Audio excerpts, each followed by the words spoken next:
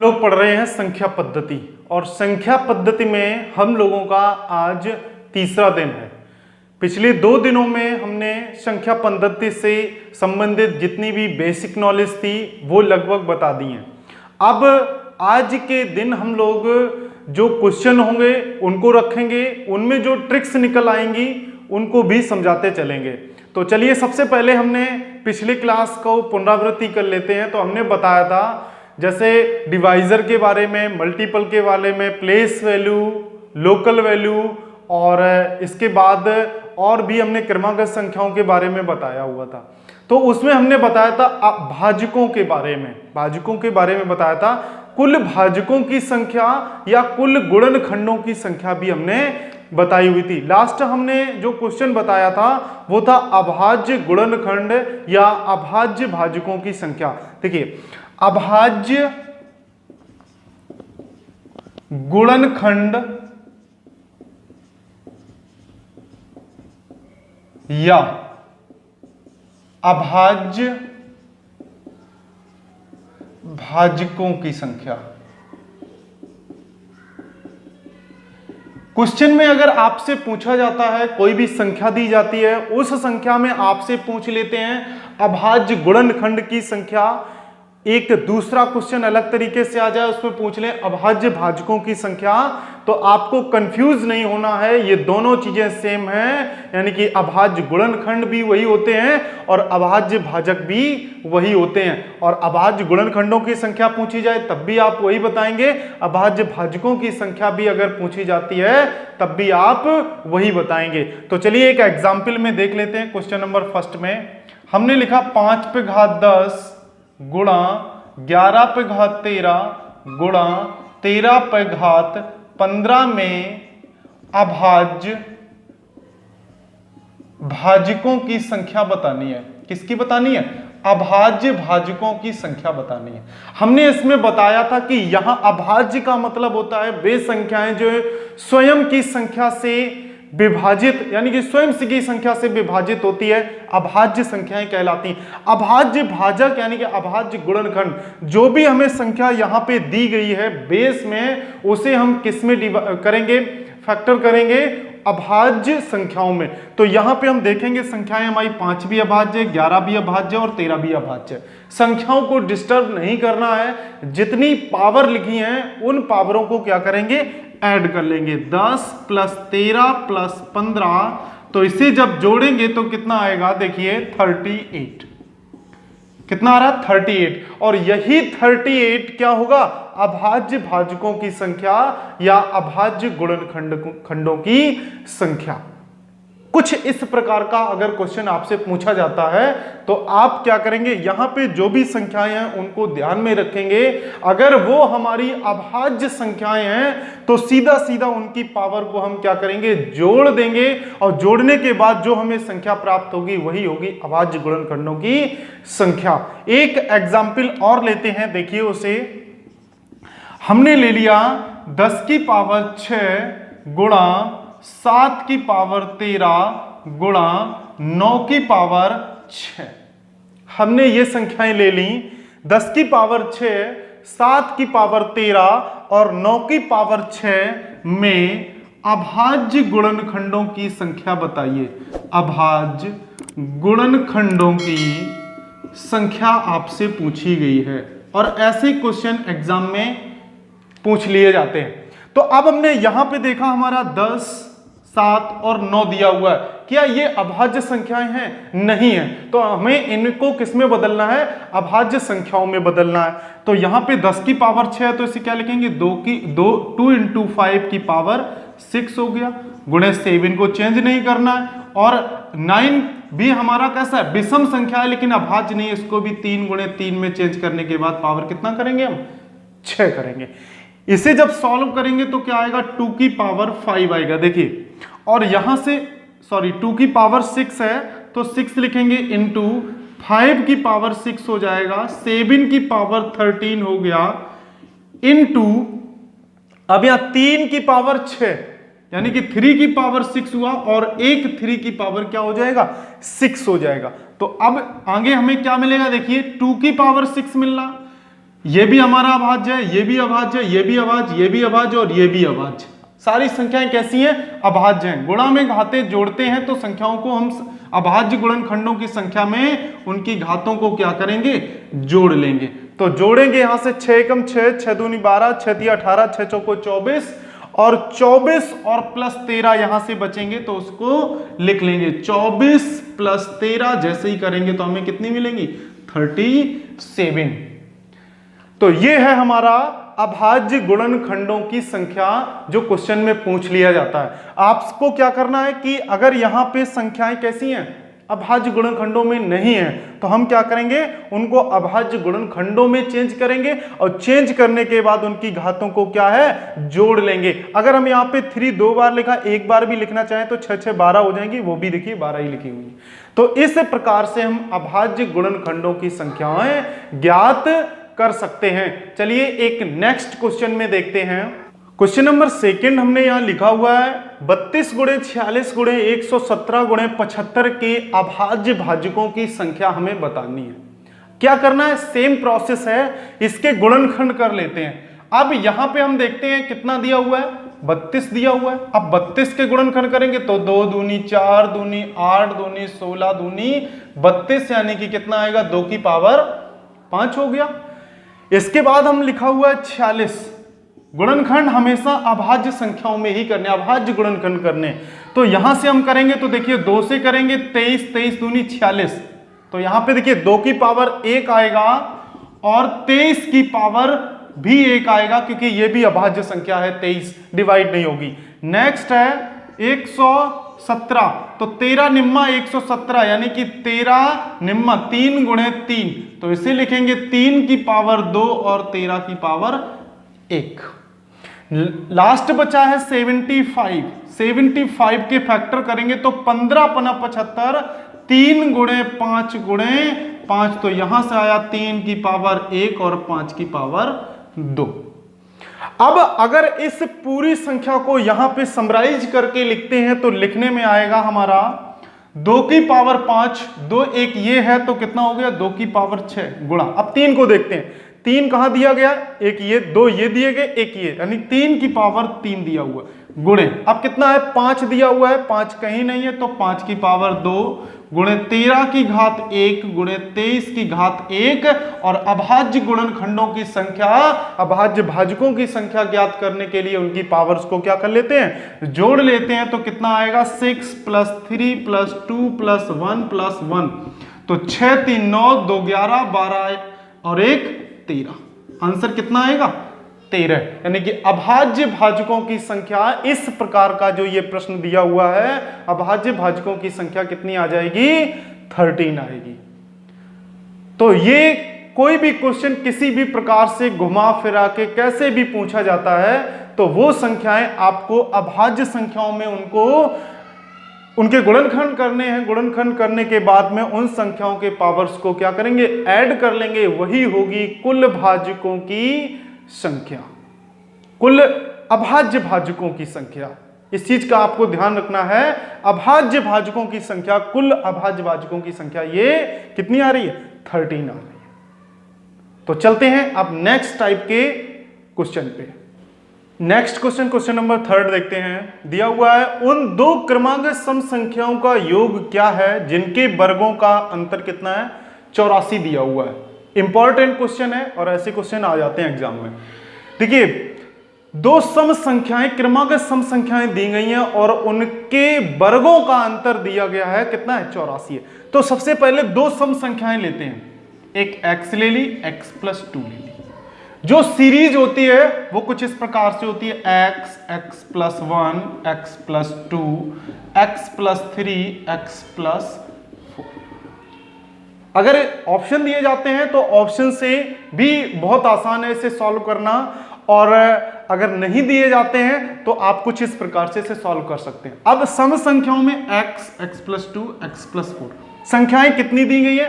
2 क्रमागत सम संख्याएं दी गई हैं और उनके वर्गों का अंतर कितना है? 84 है। तो एक संख्या x हो गई, दूसरी संख्या क्या होगी? x + 2।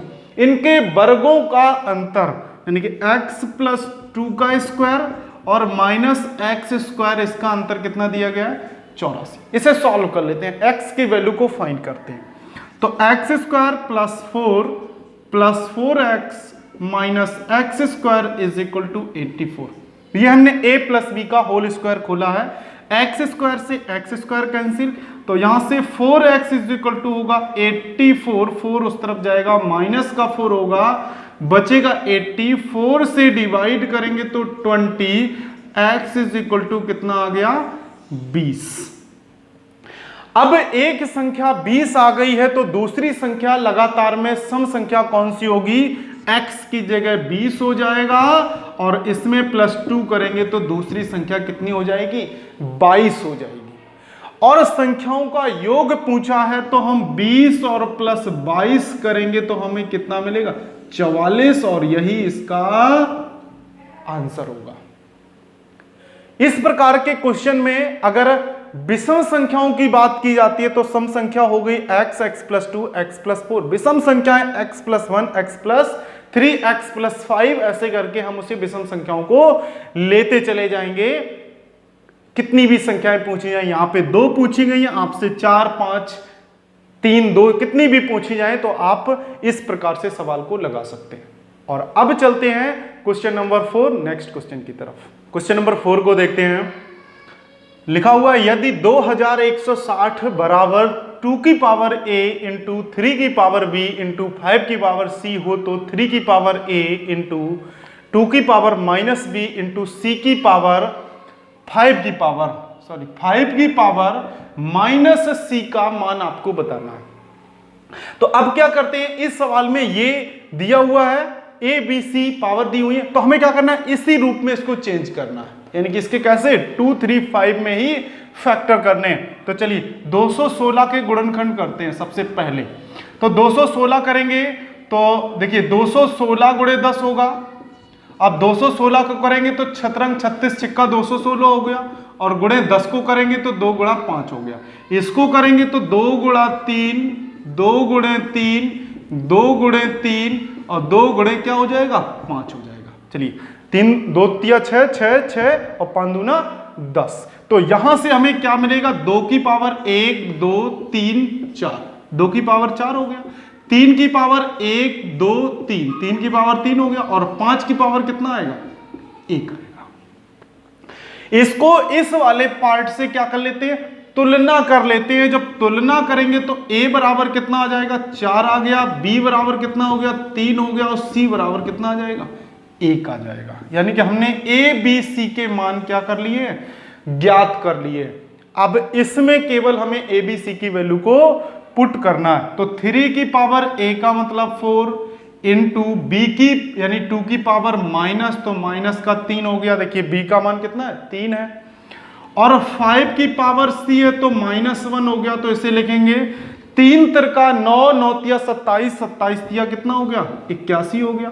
ये चले जाएंगे नीचे तो 2 दूनी 4 दूनी 8 हो गया, 5 हो गया, तो 81/40 यही इसका क्या है आंसर है। ये चीज आप समझ लीजिए कि अगर हमें 2 की पावर -3 दिया गया तो 1/2 की पावर 3 यानी कि 1/8 है, इसीलिए 1/ हमने 8 लिखा। इसी प्रकार से 5 की पावर -1 है तो नीचे ले जाएंगे तो किसका हो जाएगा, प्लस का हो जाएगा, 8/40 81/40 इसका आंसर हो जाएगा। नोट कर लीजिए इसे। चलते हैं बिना देर किए हुए क्वेश्चन नंबर 5 की तरह। और अगर आपने हमारे चैनल को सब्सक्राइब नहीं किया है तो उसे सब्सक्राइब कर लें, क्योंकि इस समय वॉच टाइम और सब्सक्राइब्स और व्यूअर बहुत कम आ रहे हैं। मेहनत पूरी हो रही है और ज़्यादा से ज़्यादा मेहनत करने का हम प्रयास भी कर रहे हैं। तो आप लोग अगर वीडियो को वॉच करते हैं तो उसे सब्सक्राइब जरूर करें, लाइक भी करें। ऐसा नहीं है कि आप लोगों ने देखा स्किप किया चले गए। आप लाइक कीजिए, सब्सक्राइब करिए और शेयर भी कर सकते हैं। अगर आपको अच्छा लगता है वीडियो तो आप शेयर कर सकते हैं। तो चलिए नेक्स्ट क्वेश्चन नंबर 5 को देखते हैं।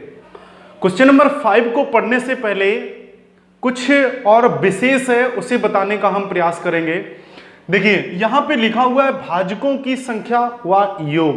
क्वेश्चन आपसे पूछ लिया जाता है कि कोई भी एक संख्या दे दी, मान लेते हैं कोई संख्या 100 दे दी, 500 दे दी, 1000 दे दी, 12 दे दी, 15 दे दी, कुछ भी संख्या आपको दे दी है, और उसमें आपसे पूछ लिया जाता है कि कुल भाजकों की संख्या बताइए, सम भाजकों की संख्या बताइए, विषम भाजकों की संख्या बताइए और समपूर्ण भाजकों की संख्या बताइए, यानी कि पूर्ण वर्ग भाजकों की संख्या बताइए। तो चलिए सबसे पहले देखते हैं भाजकों की संख्या में क्या क्या पूछा जाता है। कुल भाजकों की संख्या, ठीक है, पहला। दूसरा पूछ लेते हैं समभाजकों की संख्या,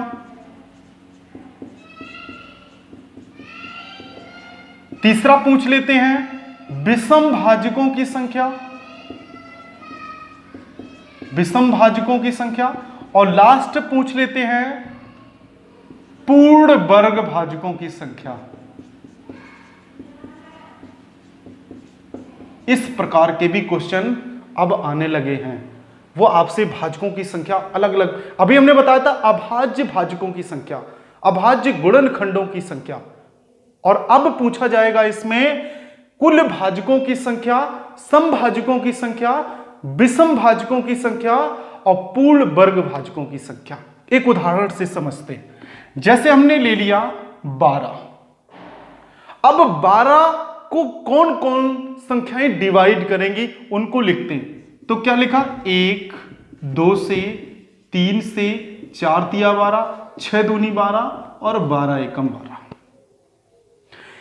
1 भी डिवाइड करेगा, 2 भी करेगा, 3 भी करेगा, 4 भी करेगा, 6 भी करेगा, 4 भी करेगा, 6 भी करेगा और 12 भी संख्या, ये 12 को पूर्णतया विभाजित करेंगी। तो हमें पता चल गया कुल भाजकों की संख्या कितनी है।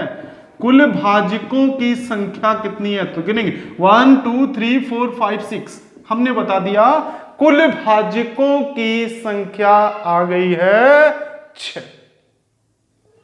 समभाजकों की संख्या की बात करते हैं, किसकी बात करते हैं, समभाजकों की संख्या की बात करते हैं। अब इन 1 से लेकर 12 तक जो भी संख्याएं भाजक संख्याएं आई 12 को डिवाइड करने में, उनमें कौन कौन सी संख्याएं सम है तो देखेंगे 2 है, 4 है, 6 है और 12। तो कितनी संख्याएं सम भाजक हो गई है, समभाजकों की संख्या हो गई 4। इसके बाद लिखेंगे विषम भाजकों की संख्या बताइए। अब विषम भाजकों की संख्या तो 1 3, केवल कितनी संख्याएं, 2 संख्याएं, और वो कौन कौन सी, 1 है और 3 है। ये तो हमने 3 चीजों को अभी पता किया। लास्ट है हमारा पूर्ण वर्ग भाजकों की संख्या बतानी है।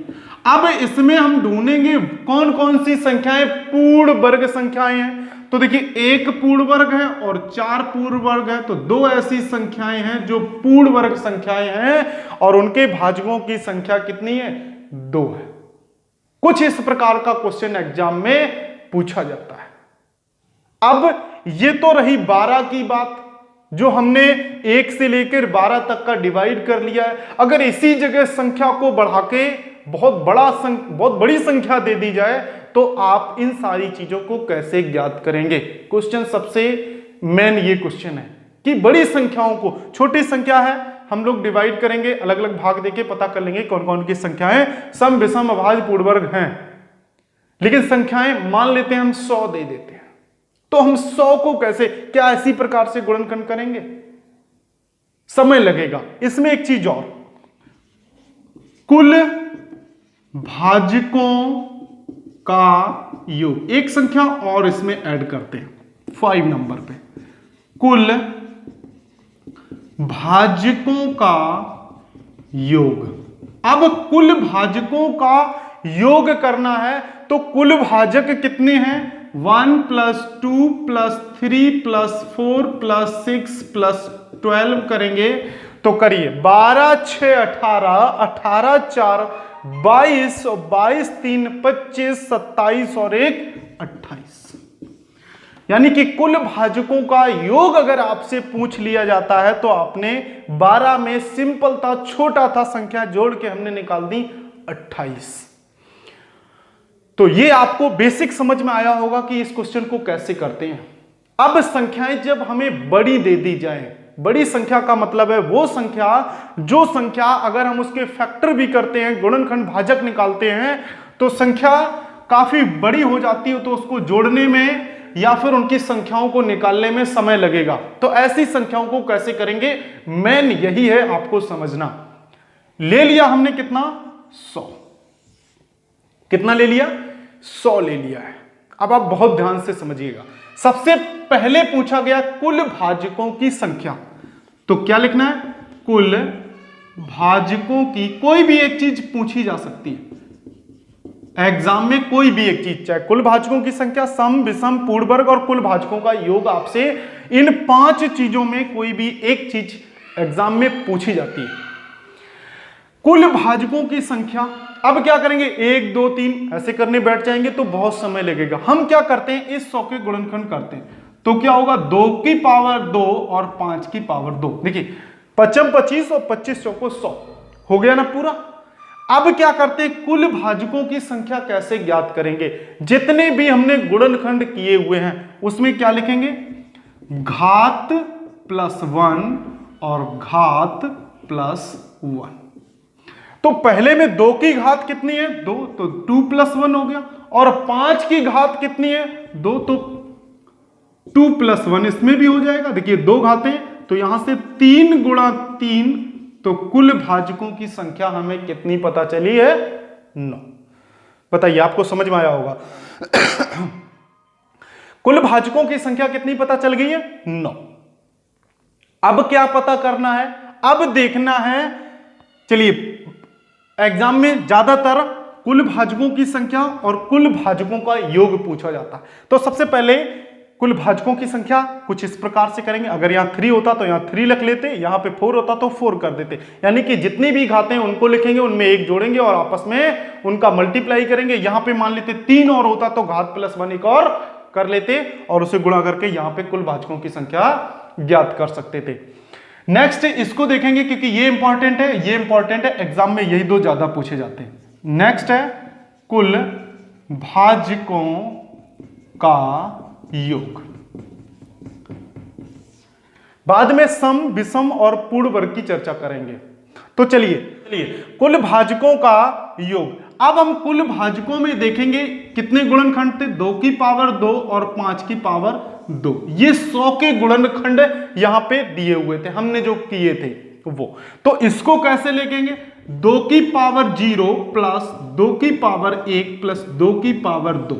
ये देखिए जितनी पावर तक है 0 से स्टार्ट करेंगे, आगे तक लिखते चले जाएंगे। इसमें भी 5 की पावर 0 प्लस 5 की पावर 1 और 5 की पावर 2 लिखेंगे। अब क्या करना है, इसको आगे सॉल्व करना है। तो 2 की पावर, यानी किसी भी संख्या की पावर अगर 0 करते हैं तो ऑलवेज क्या आता है, 1 आता है। चाहे 5 हो, चाहे 10 हो, चाहे 50 हो, 100 हो, 1000 हो, 1,00,000 हो, अगर पावर 0 करेंगे तो वो 1 में ही काउंट होगा। तो ये हो गया 1 + 2 + 4 और यहां 1 + 5 + 25। आगे इसको करेंगे तो देखिए 4 2 6 1 7 हुआ, गुणा करेंगे इसके साथ में 25 5 30 और 1 31 हुआ। तो जब इसको सॉल्व करेंगे, मल्टीप्लाई करेंगे 7 का, तो 7 एकम 7 7 तिया 21 कितना आएगा, यानी कि कुल भाजकों का जो योग आएगा वो कितना आएगा, 217। हमें कुछ इस प्रकार से नहीं जोड़ना है, ना ही वो संख्याएं निकालनी है कौन कौन सी होती हैं जो 100 के भाजक है। हम सीधा सीधा भाजकों की संख्या और कुल भाजकों का योग इस प्रकार से निकाल सकते हैं। अब चलते हैं सम भाजकों की संख्या कैसे निकालनी है। सम भाजकों की संख्या, इसे आप लिख लीजिए, इसे साफ करते हैं। चलिए सम भाजकों की संख्या पे चर्चा करते हैं।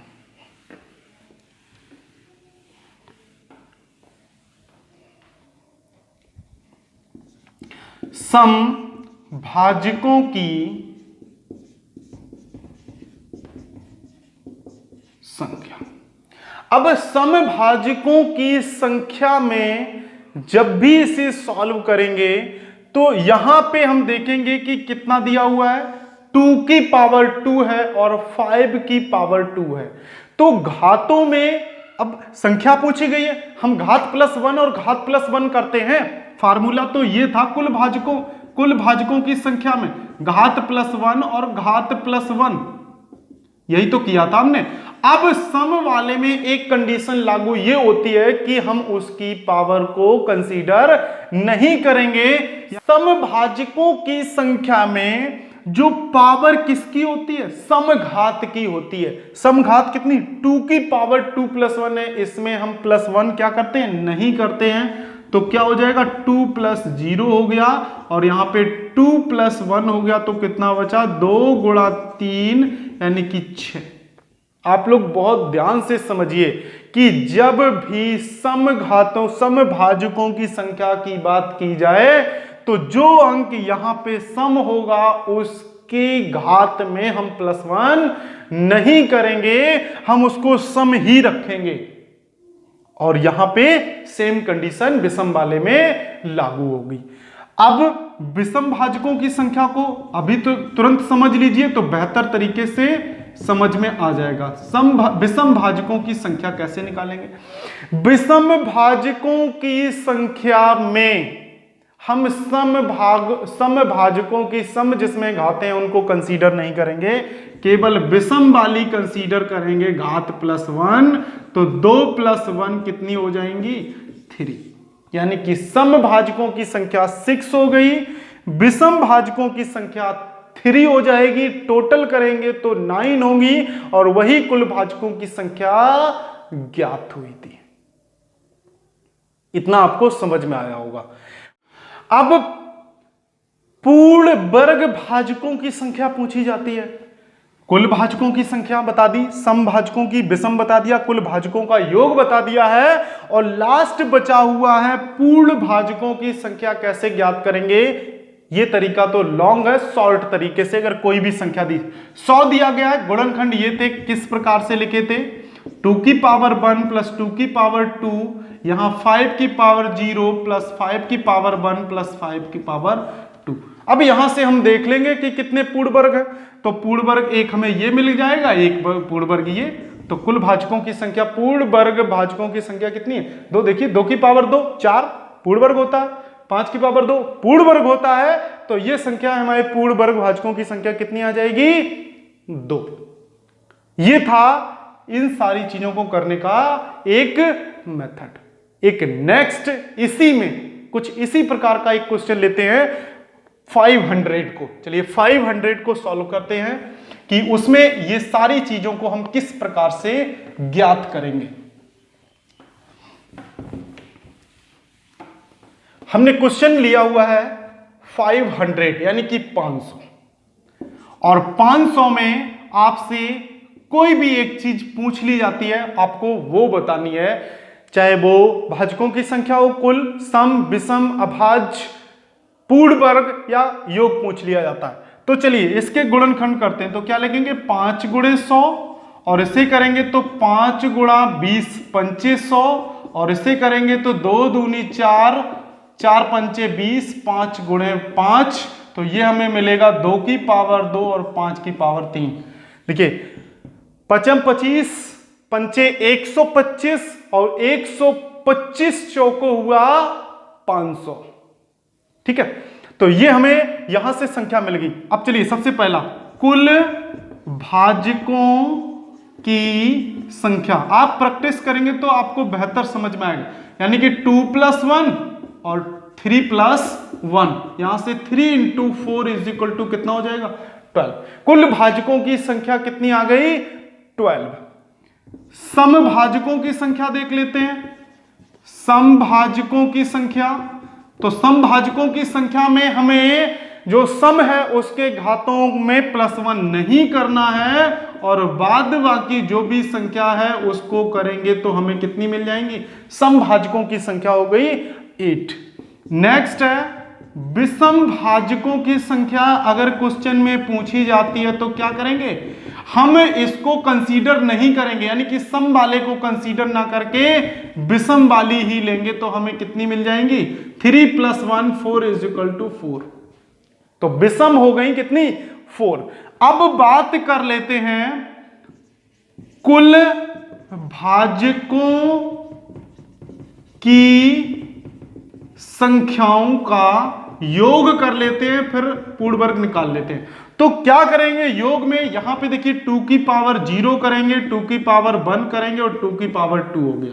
यहां करेंगे 5 की पावर 0, 5 की पावर 1, 5 की पावर 2 प्लस 5 की पावर 3। इसे सॉल्व करेंगे तो 1 प्लस 2 प्लस 4 आएगा, और इसे 1 प्लस 5 प्लस 25 प्लस 55 25 पंचे 125। चलिए इसको यहां लिखते हैं, इसको ऊपर साफ कर लें, ऊपर लिखते हैं। चलिए यहां लिखते हैं इसको, इस साइड में देखिए यहां पे कितना 4 2 6 1 7 गुणा 125 150 155 156 आएगा। इसमें गुणा करेंगे 6 7 42 की 2 हासिल 4, 7 पना 35 4 39 3 1092, यानी कि कुल भाजकों की संख्या जो होगी का योग कितना होगा, 1092 होगा। कुल भाजकों की संख्या होगी 12। अब बतानी है पूर्ण वर्ग भाजकों की संख्या। अब आपको तुरंत पता है, इसमें पूर्ण वर्ग एक ये रहा और इसमें पूर्ण वर्ग एक ये रहा, तो कितने पूर्ण वर्गों की संख्या है, 2। तो इस प्रकार के क्वेश्चन आप बहुत ही आसानी से सॉल्व कर सकते हैं। कोई भी संख्या दे दी जाए, 1000 दे दी जाए, 1200 दे दी जाए, 1500 दे दी जाए, कितनी भी कोई भी संख्या अगर आपको इस प्रकार के क्वेश्चन में दी जाती है तो आप उसके कुछ इस प्रकार से गुणनखंड करेंगे पावर्स में, अभाज्य गुणनखंडों में। इसके बाद में ये 4 पार्ट ये है, 5वां ये है, पूर्ण वर्ग भाजकों की संख्या आप ज्ञात कर सकते हैं। एग्जाम में निश्चित पूछा जाता है। आप कोई भी क्वेश्चन पेपर उठा के देखिए, अगर संख्या पद्धति से क्वेश्चन है तो कहीं ना कहीं एक क्वेश्चन ये जरूर पूछा जाता है। तो आप इन सारे क्वेश्चन को ध्यान से पढ़िएगा, जो एक्सरसाइज में क्वेश्चन है या कहीं से भी कोई क्वेश्चन है उनको लगाइएगा, आपको बहुत मदद मिलेगी। और आज के लिए धन्यवाद। हम लोग मिलते हैं नेक्स्ट क्लास में।